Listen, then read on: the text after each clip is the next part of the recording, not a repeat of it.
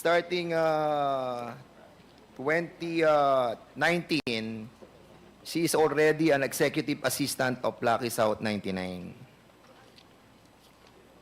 Cassandra, are you an incorporator of Lucky South 1999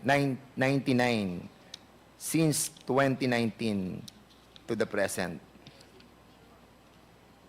I think assistant lang po, pero hindi siya incorporator. You are an executive assistant. Tawag po dito, authoring. 2019.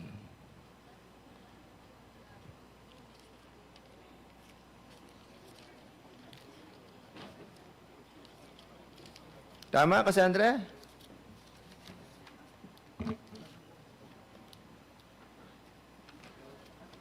Okay.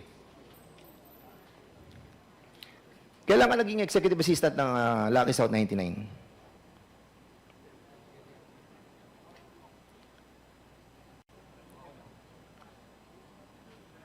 Kung pagbabasihan natin yung mga dokumento, November 2019, incorporated ka na doon.